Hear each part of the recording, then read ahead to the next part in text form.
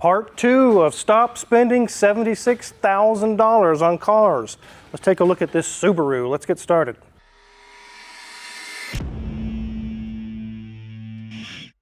Here we have another Euro-Asian Bob car. This is one he has on his lot. It is a 2018 Subaru BRZ TS. And it is really, really nice. This is a cool car. I drove it up here. It's sporty. The brakes, the handling is really, really good.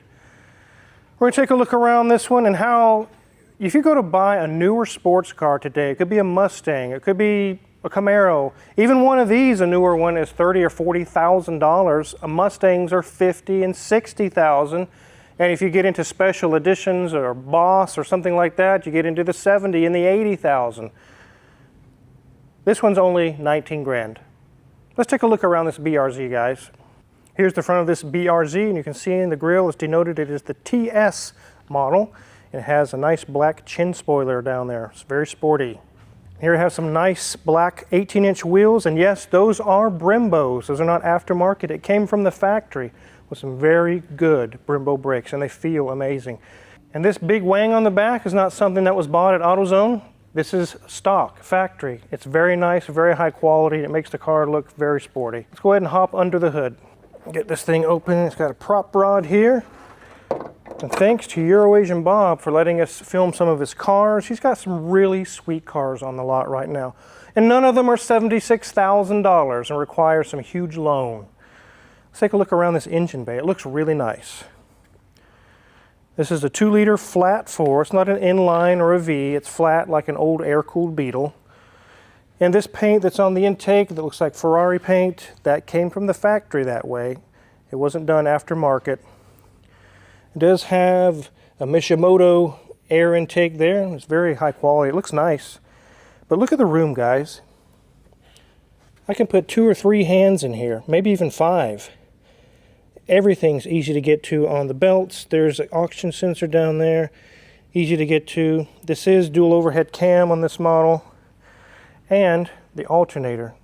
It doesn't get any easier than that. It's literally right there.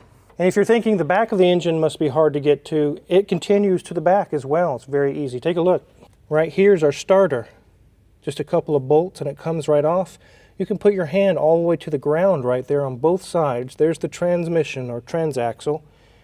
It's just so easy to work on these. One reason for that is not a massive engine. And as I've gotten older, I've actually learned to respect the smaller engines after working on cars for years and years and years. They're making small engines now that have plenty of power. But when I look under the hood on something like this and see how easy it is to work on, the engine bay has already sold me halfway on the car. I'm like, yes, I'm not going to be cursing. I don't need to put it on jack stands just to do an alternator. I don't have to pull the front wheels off. Very easy to maintain and work on it if you can do some of your own work. The interior is really sweet. Take it away, Mrs. Wizard. Show them what they got in there. Yes, you're seeing that right. 49,121 miles. This thing is barely broken in. Loving this gauge cluster. We don't need any screens in there telling me what song's playing on the radio. No, we've just got the speedometer, the tach, and of course some fuel information because I guess it's important to know how far we have until we run out of gas. Okay, liking that. Move up. We do have some Alcantara here and with some nice red stitching. Hard plastic on the rest of the dash, but we do have a little bit more leather here above that knee bolster with red stitching. Have a really nice radio system set up there, looking pretty with that blue background. Move down, very simple controls for that HVAC, and we move back, and this is what makes this thing absolutely so much fun to drive. This is a 6-speed manual. Yes. So again, more of that red accents as we're looking all over the place. We come down, we've got some heated seats, looking good. And I'm liking the center section. We have a cup holder. You can have it in 2 positions, here or here. You can pick it up and move it. There you go. I guess if you want to go this way, ooh, it can go that way as well. So there's your choices on that center console. Not really an armrest, but at least it holds your beverage for you, so we don't put your smoothie all over your leather and Alcantara seats. As we move up, we have that TS embroidered into the back of the seat. Moving to that door panel, we've got more Alcantara. And I like all the different kind of colors and textures and patterns over there. So we've got our hard plastic We've got our Alcantara, we've got a perforated leather there, we've got red leather right there with some hard plastic accents. Yeah, there's a lot going on. And then more leather, smooth this time with red stitching. Oh, and just in case you're wondering, that's where a cup goes. It gives you the graphic to make sure you understand that. Seats, well, they are considered seats. They have seat belts, but we can currently see, yeah, there's no leg room. So not really a four-seater, but I guess technically it is by counting the number of, well, seat belts. As we move up, again, more Alcantara on that ceiling. And here we are back at the steering wheel. Got that Subaru logo here. We've got controls obviously for the phone, for our controls up there and the screen, and our cruise control is back there on that stock, hiding back there behind the steering wheel. So enough of this interior talk. Let's get this up in the air and see what it looks like on the underneath.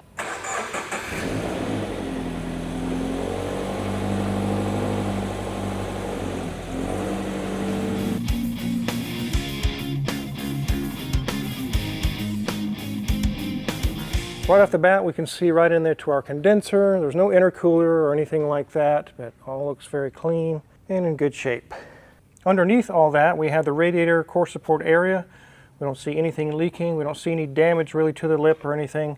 On these sporty cars that are lower the ground, you definitely want to check these areas where they have ground effects and things.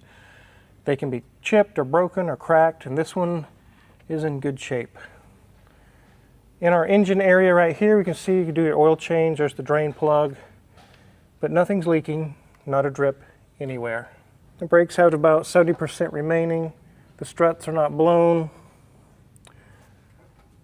Sway bar link is tight. Nothing leaking there. Brakes are about 70%. Strut is not blown. Sway bar link is tight. I don't see any fluid or anything leaking from there either. So like most Subarus that are all-wheel drive, this one is not. If you notice when I did the inspection of the wheels, there's a little metal plate there where a CV shaft would normally be. So it's rear-wheel drive only. As we come back, there's our transmission. It wouldn't be a transaxle being that it's rear-wheel drive. Here's our single exhaust, our drive shaft. Nothing loose there. The carrier bearing looks good. And down here as well, U-joint is not loose. Here's our little differential. Dry, nothing leaking out of it. We'll check our CV boots here though. That one's good and that one's good. Our strut is not blown. Sway bar link is good. We have a ride height sensor here which is intact. Always remember to check these if you're doing an underneath inspection. A lot of people forget those. All the bushings look fine, nothing's cracked. And the brakes are about 80% in the back. CV boots are good here. Strut is not blown. Sway bar link is tight. Bushings are good. Brakes are 80%. I don't see any issues with this wheel either. It does have single exhaust all the way back, but it splits into two at the muffler and to two right here. So it does have some dual exhaust tips, kind of a sporty look there. Let's check out those tires. Looks like 9th week of 2024, and it got some deep tread, so these are fairly new tires. All in all, it looks really nice underneath. Nothing's leaking, nothing's broken, nothing's cracked, so let's get this thing on the ground. So all in all, this thing's in really good condition with only 49,000 miles. There is one flaw. It does have a crack in the windshield. You guys might have noticed in the interior review. If you check that, you really should. And Eurasian Bob tells me that he does have an appointment already to get that handled with the windshield people. We don't do windshields here. But otherwise, this thing's ready to drive. I drove it up here and the steering is so precise. I mean, the slightest movement makes big changes. It is really, really nice. And the brakes, those Brembos, I went to get off the highway and I hit the brakes and I was like, oh, those are so nice. They are really good brakes. So this is a very sporty car. It drives amazing, but it doesn't have tons of power. It doesn't have 705 horsepower or something crazy. This is not really what this car is about. It's not meant for screaming, tire boiling power. That's not what it's about. It's about extreme handling. It drives and handles so good. And it's fairly quick. But this is not the car to buy if you're looking for Hellcat power. This is not a Hellcat. This would be Porsche handling and brakes. It really is that good. And I wanted to show you guys on this video this car. I mean, it's got pearl paint, Other than windshield, it doesn't need anything, and it is so fun to drive, and you don't have to sign your life away on a $76,000 loan.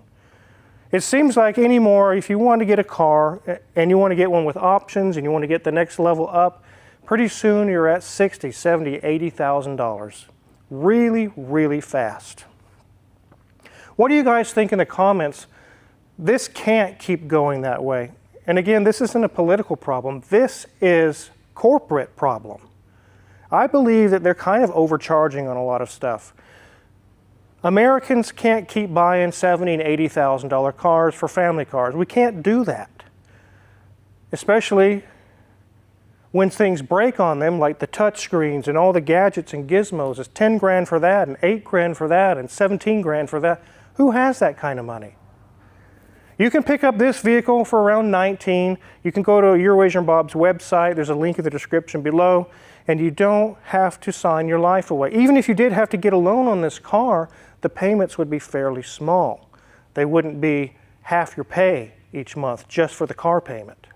Now this one thing I know is really nice, whenever you get a Mustang or a BRZ or a Corvette or a Camaro, any of these cars, especially Hellcats and Challengers and Chargers, you can expect about 75% of those to have been beat to hell. You need to expect that on a sports car. Burnouts, sideshows, 130 mile an hour flying through the highway. That's what these cars attract people to do. It kind of persuades them to do, I guess. I don't think this one was one of those though. I can tell it's been maintained, it's not leaking, it drives tight, it brakes tight, and just like simple things like the chin spoiler I just showed you, those are telltale signs if a car's been abused. Those will be broken into pieces on a car that's been beat up or missing altogether. This one's intact, it's not cracked, it's not beat up. The interior is in really good shape. And on a car that's been abused, again, you can smell a little skunky on the inside. It can have 37 black ice air fresheners hanging from this rearview mirror, which this one does not have. It doesn't even smell like black ice in there. It smells like a new car, basically. This one has been driven nice. It's been taken care of. And if you want this car or something like this, contact Eurasian Bob. There again, the link's in the description. But if I was in the market for a Japanese sports car, I wasn't concerned about top speed or 0 to 60. I just wanted an awesome handling car to go through curves with. I would definitely consider this particular car, any of the BRZs. Very, very nice cars. Here's a picture here of a Mustang GT, a 2025. 55 grand right off the bat. There are cheaper models of different makes and models of cars, of V6 or 4-cylinder models, and it says 30 grand. But you know when you go there, the salesperson is always going to upsell you. You know, for $100 more a month, we can get you this GT, or we can get you this supercharged model, or we can get, and usually you get out of there with a lot more payment than what you were hoping for. Eurasian Bob doesn't do that. You like the car? Great. Be happy to sell it to you. If you don't, sorry. We got other cars you want to look at, or I can look for cars for you. Doesn't do those pressure tactics, and I really respect that about him. But there's not too many cars you could buy right now in the sports car category that you go into a dealership looking at new cars that would be under 40 to 50,000. And again, it's very quick to get way above that. This is definitely set up and styled like a tuner car, and it's very customizable. If you don't like this, you don't like that, you can change this out. There's aftermarket parts, aftermarket pieces, and you can change out the wheels, you can change out the spoiler, you can change out all kinds of different things in the interior and make it the car that you want it to be. You can lower it even more if you want to, lowering springs. You can customize it to be what you want it to be. If you purchase any used car, I don't care who the salesman is, there's probably going to be 2 to 3 things you need to fix on it. Because used car dealers, whether they're shady or whether they're the most honest ones in the world, they cannot stay afloat and pay their bills if they do a full restoration of every car on the lot. They will literally go bankrupt. You can't expect them to do that. So, you're saving a lot of money, even if you have to put $500 bucks, $1,000 into the car with a few small repairs on any car that's used, you're still coming out way ahead than that huge loan. Actually read an article not too long ago that the defaults on car loans right now are really on the rise. The repo man is busy and working overtime, in fact. They can't keep up with the repos. You don't even have to go down that path. You can do this right here. So like you guys probably already know, we're soon to move to Las Cruces, and I know you guys have lots of questions. I've been seeing them in the comments. We have a video coming up that's in the works that's going to answer all those questions. Why is the shop almost empty? Why do you want to move to Las Cruces? All those questions are going to be answered in that video, so make sure you stay tuned for that. In these last few weeks, we're here in Newton. Hoovie's going to keep us busy with some cars. He does have some things he wants fixed before he leaves. That'll keep Danielson busy. We're currently finishing up on the Lotus Esprit V8 over there. It's getting very close to being done. And then we will have to say goodbye. I think we're going to do a goodbye video with Hoovie not too long here in the future. You definitely want to check out his channel for that. So if you're curious what kind of tools we don't really need to work on this thing, it really doesn't need much of anything. But we are going to use on other cars here and also cars down in Las Cruces. All of our tools that we use in the shop every day, tried and true, are listed for sale there in our Amazon affiliates link in the description below. And if you purchase anything there, we get a small cut and really appreciate it. And don't forget to hit the subscribe button, because in Las Cruces, there's going to be tons more videos, tons more car repairs happening. Thanks for watching.